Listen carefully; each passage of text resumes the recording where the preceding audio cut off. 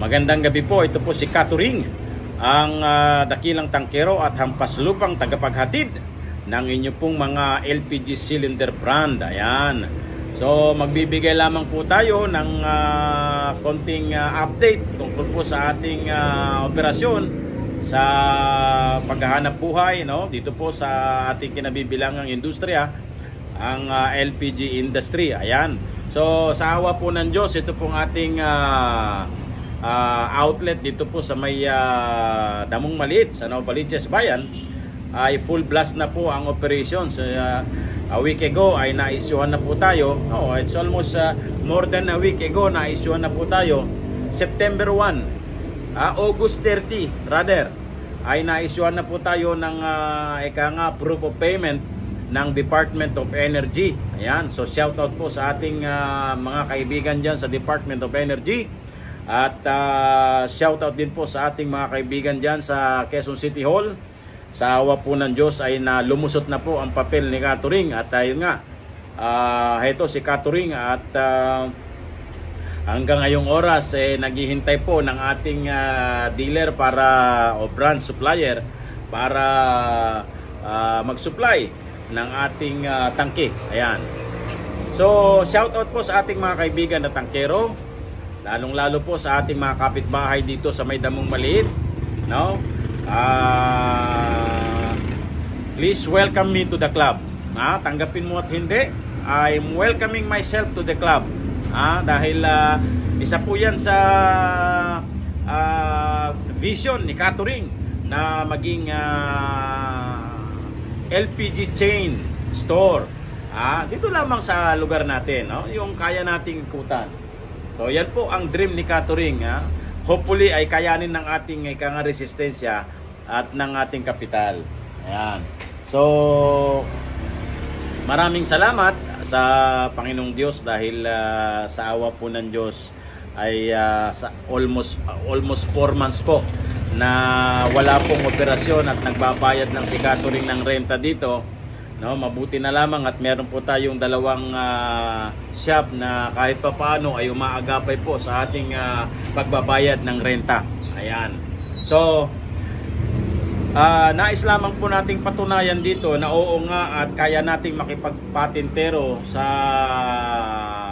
mga kinauukulan, pero bakit natin ilalagay ang sarili natin at bakit tayo makikipagpatintero? Nakita nyo naman po yung mga nakakulong ngayon sa Senado.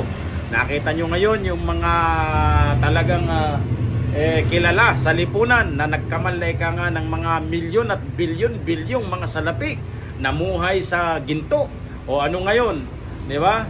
Biglang andyan ka ngayon sa kulungan. Limitado ngayon ang iyong galaw. At hindi na katulad dati na kaya mong kainin ang gusto mo, kundi talagang pati oras mo, pati pagkain mo, pati lahat ng mga gadgets mo ay kontrolado. At kasama mo pa ngayon ito pong mga tinatawag nating mga kriminal. At isa ka na ngayon sa tinataguriang kriminal. Imaginein mo. So ganun din po kay Katuring. So hindi natin pinili na makipagpatintero sa mga kinaukulan, sa halip ay pinatunayan po natin, pinipilit po natin na maging halimbawa sa mga kasamahan nating mga tangkero. Nasabi nga, ito matanda ng kasabihan, matanda ng paniniwala that no man live by bread alone. Okay? Man does not live by bread alone.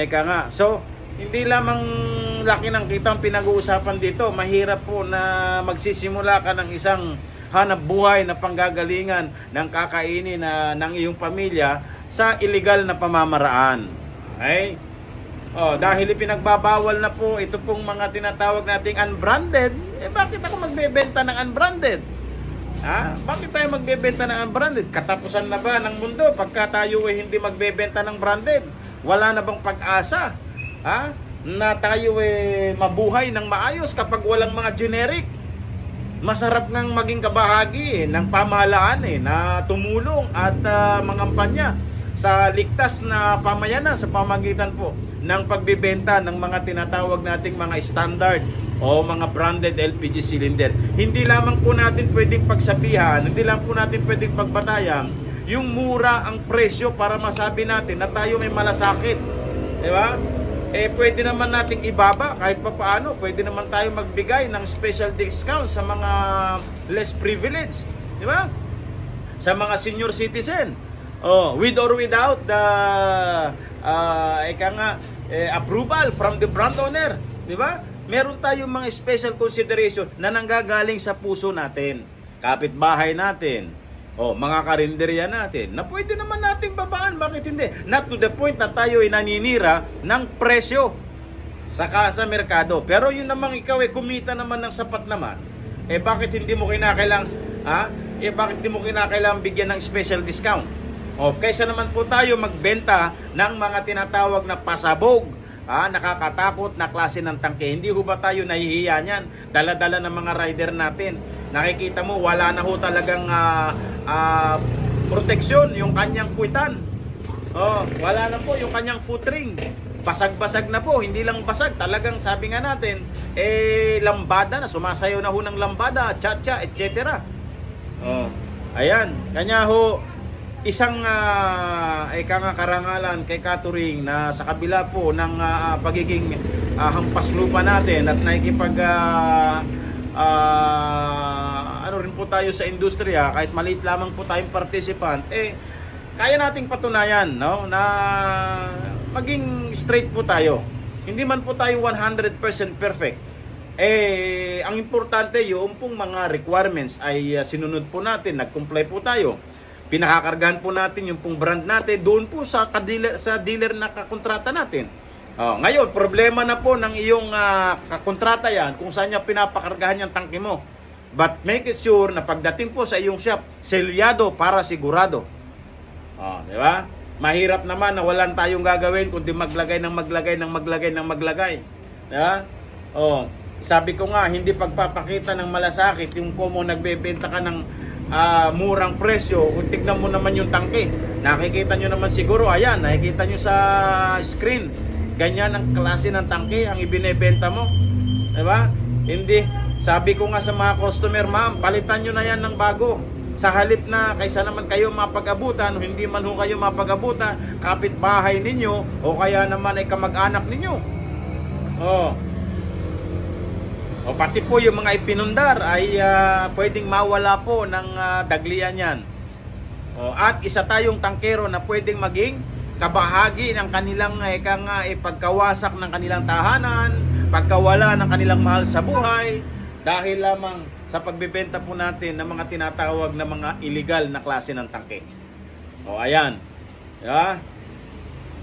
Meron pang nagpo-post sa group. Sabi niya, baka naman magtimbrihan tayo para malaman na kung ano naman dapat, anong experience, etc.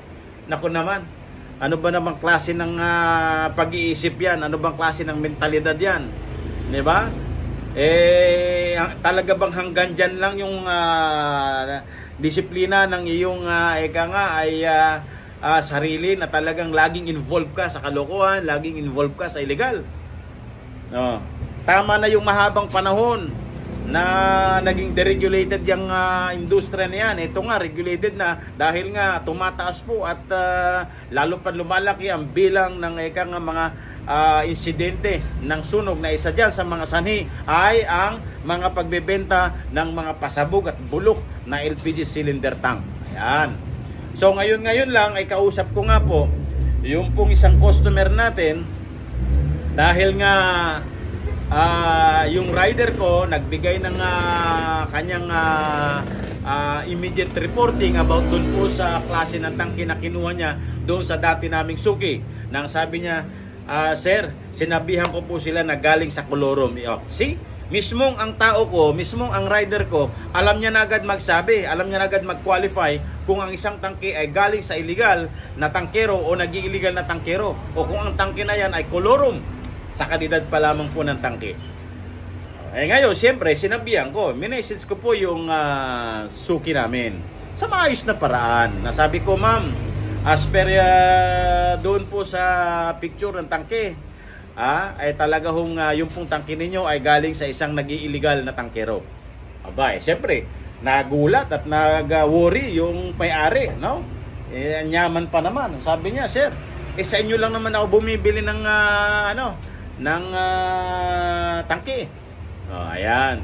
Bay sabi ko, ma'am, posibleng nalingat po kayo, no? Unang-una, kami man pong mga tangkero na lalo na po tayo, hindi ho natin tatanggapin yung mga ganyang klase ng mga tangke. Ayan. Mag-iingat po kayo, hindi naman ho namin kayo hino-hostage. Kayo po ay malayang mamili ng inyong pong suking outlet. Provided po, dapat aware din po tayo paano natin nagko-qualify yung tangke. Unang-una, siyempre, doon pa lamang sa tekstura o itsura mismo ng tangke. Talagang naabuso o tinatawag nating abuse. Branded nga po yung tangke pero wala po siyang selyo. Ang nilalagay na selyo for the awareness of the public, ang nilalagay na selyo dyan, yung pong either kulay yellow, kulay blue, kulay pula na nakalagay dyan, LPG. Very generic talaga, no? Nakalagay lang dyan ay LPG. Ang sabi po sa pamantayan, ang sabi po sa guidelines ng Republic Act 11592, kung ano yung brand ng tangke, yun ang selyo, not unless ito ay authorized ng LPG brand. For instance, yung pong Fiesta Gas, di ba? Alam naman natin na ang Fiesta Gas is still under Petron. Kaya ang kanyang selyo ay selyo ni Petron. The rest, yung iba, ayun nga, no? Gumagamit ng mga tinatawag nating mga peke na selyo.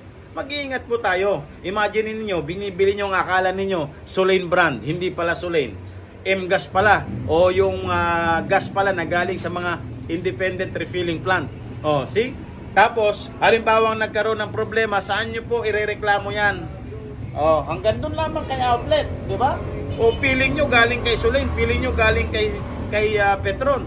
No, hindi naman galing kay Petron. Unang-una, tingnan ninyo, bisitahin po ninyo yung inyo pong mga outlet. Sabi ko kay madam, ma'am, pwede po kayong bumisita sa aking outlet. Hanapan niyo po ako ng kasunduan o agreement mula sa isang brand. Kontrata mula sa isang brand. Na ako nga po ba ay ino-authorize na magbenta o hindi? Tandaan po nito. Yan ang napaka-importante po na sabi nga ng yung traceability. Yun po ang matibay na pinangahawakan natin ngayon na hindi ka basta pwedeng magbenta ng walang kontrata. And take note, yung pong kontrata na yan ay dinala po natin doon po sa Department of Energy bilang katibayan na tayo nga ay inauthorize ng isang brand na magbenta. So pag wala niyan, hindi ka ho pwedeng magbenta. So anong gagawin ng isang illegal na tangkero? Kukuha yan ng mga brand, makakargahan yan sa isang illegal o nag-illegal din na refilling plant. Kaya ma'am, mag-iingat po kayo. Yan po ang aking wika sa ating customer. Mag-iingat po kayo ma'am. Make it sure po na doon pa lamang sa tekstura ng tangke ay suriin na po ninyong maigi. Pangalawa po yung selyo. Just imagine, binabayaran nyo po ganitong halaga. Nakakala ninyo ay binabayaran ninyo ay halaga ng Petron, halaga ng Solein, halaga ng Fiesta and other premium brands. Ang binabayaran mo pala M-gas pala. O kaya naman ito pong mga refill, ito po ay mga illegal na refill na tangke. Diba? Doon pa lamang ay kompromiso. Yun po isang uri ng pandaraya sa isang customer. Imaginin mo yung transaction mo ay isa ng pandaraya. Isa ng panluloko yung ginagawa natin. Sa simula pa lamang ng inyong aktibidad ay panluloko na Just imagine. Sa simula pa lamang po ng iyong transaksyon ay illegal na. Sinisingil mo siya sa halaga ng isang premium brand na hindi naman galing kay premium brand. Diba? Hindi ka ba masaya ka ba sa ganung gawain dahil malaki ang kita? Sabi ko nga, mga kapatid kong mahal kong tangkero na maliliit na katulad ni Catherine, hindi mo kinakailangan bumili ng napakaraming klase ng tangke dyan. Magsimula ka sa isang tangke na sa inaakala mo ay pwede mong hingan ng supply agreement at yun agad ang entrada mo. Diba? Imagine mo 10 years ka na dyan, hindi ka makakuha ng permit. Nagawa mo nga manloko, hindi mo kaya kumuha ng permit. Diba? Nagawa mo nga manloko ng 10 taon, 12 taon, 5 taon, hindi mo kaya kumuha ng permit. Magkano yung permit sa City Hall? Hindi naman 20 million, hindi naman 30 million. Ano ka ba? Ayaw mo kasing subukan. Ayaw mo kasing subukan. At laging nasa isip mo lagi ay parang niloloko ka ng gobyerno. Tayo naman pong mga tangkero, maging pasensyoso po tayo. Ha? Sabi nga di ba? Maging pasensyoso po tayo. Okay? Wag ho yung kung nagkaroon ng batas right away after 3 years wala na yan. Ay natural. Ano po filosofiya mo yan sa buhay? Ha? May batas na nga, anong gagawin mo? Ibebenta mo pa ba yung mga tangke na labag doon sa batas? Ay hindi na, di ba? Ngayon, ako nakasurvive na ako doon sa kinakailangan kong palitan yung mga lumang tangke na inisyo ko dati. Survive na dahil right then, noong 2021, ay talagang nagsimula na akong palitan ito pong mga tangke ng mga suki ko. Dahil yan po, sigurado ko minumura po kayo ng inyong mga suki. Merong iba dyan, binarangay pa. Merong iba dyan, talagang dinimanda pa talaga. Dahil nga, galing din daw sa kanila yung tangke, ngayon ayaw palitan. Kaya, eto ngayon, lahat ng mga pribilehyo ngayon na binibigay ng batas, pinakikinabangan natin ngayon. Dahil ito pong mga LPG brands ngayon, talagang gumagawa rin ng kanilang mga premium marketing para tangkilikin mo sila at yun ang ibenta mo. Sa pamamagitan nun, samantalahin mo rin yun. In my case, nakita nyo naman siguro yung post ko. Abay, sasamantalahin ko yun. Ngayon, yun ay pwede kong ibigay para sa mga nais magpalit ng tangke. Na hindi kinakailangan nang i-offer mo ay yung durog na tangke. Di ba? Kukunin ko na yung tangke mo, papalitan ko pa ng bago. Then at the same time, nakatulong pa ako sa komunidad. Okay, yan. So, shoutout po sa ating mga mahal na tangkero sa Cavite, sa Mampanig ng Pilipinas, yan. Shoutout po sa inyo. Sa mga nagko-comment po, pasensya na, hindi ako yung wala ho ako listahan ninyo, kaya ako ano lang po, no? Wardi-wardi na lamang po. Magandang gabi po sa inyong lahat at maraming salamat po sa ating lahat.